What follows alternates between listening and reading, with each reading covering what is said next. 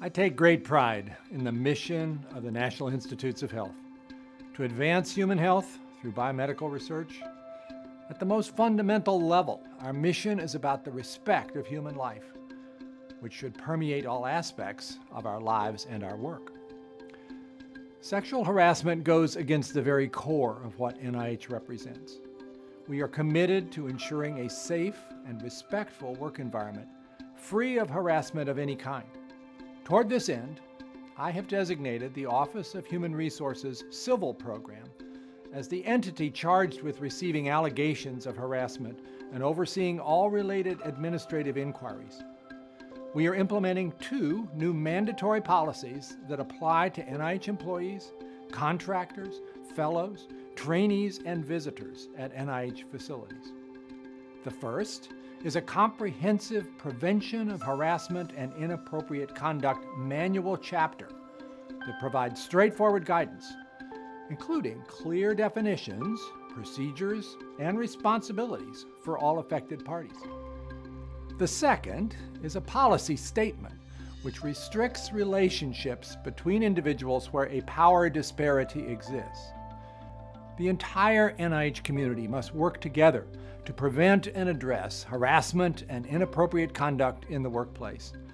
Actions that run counter to our mission and goals are unacceptable and will not be tolerated.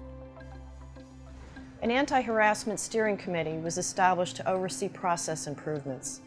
This group is made up of stakeholders, including the Women Scientist Advisors Committee, the Assembly of Scientists, the Scientific Workforce Diversity Office, and many others. The goals of this committee are to provide centralized oversight of all anti-harassment related activities, to establish transparency and consistency in the management of all harassment allegations, to educate the community about harassment, promote a culture where harassment is not tolerated, and to monitor trends related to harassment through data maintenance and sharing.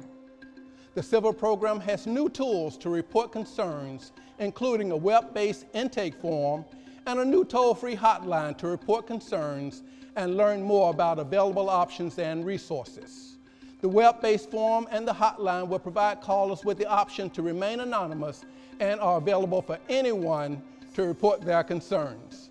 For more information, please visit the Civil Program website at civilworkplace.nih.gov.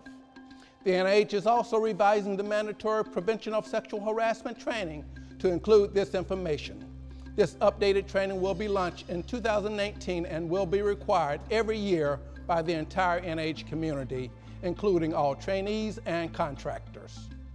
Any federal employee or non-federal worker who believes they have experienced harassment or inappropriate conduct may report such behavior to any manager, the NIH Civil Program, or the NIH Office of Equity, Diversity, and Inclusion, also known as EDI.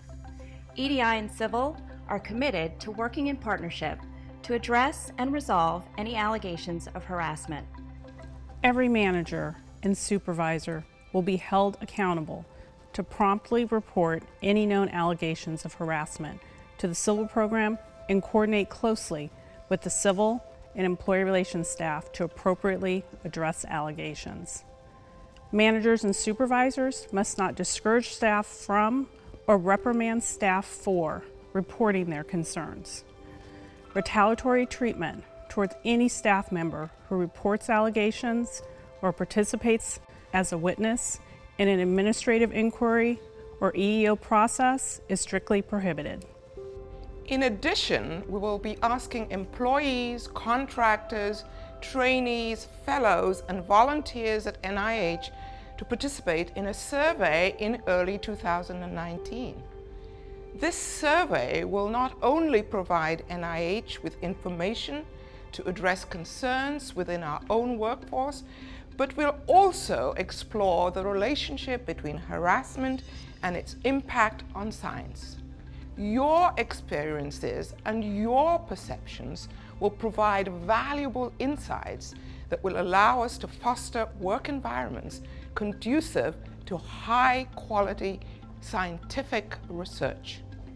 These new policies and procedures also cover all trainees and fellows who are an integral part of the NIH community. Trainees and fellows are also strongly encouraged to utilize the resources of the Office of Intramural Training and Education. All those with a role in overseeing and managing trainees and fellows will be held accountable for serving as role models and displaying behavior that encourages professional development and reflects the exemplary and professional reputation of the NIH. On behalf of NIH leadership, I'd like to thank you for taking the time to support this important effort. Together, we can ensure that NIH is a model organization that fosters a civil work environment conducive to the highest quality scientific research. Please visit the website for more information on all of NIH's efforts to combat harassment in the workplace. Harassment doesn't work here. Harassment doesn't work here. Harassment doesn't work here. Harassment doesn't work here. Harassment doesn't work here. Harassment doesn't work here. Harassment doesn't work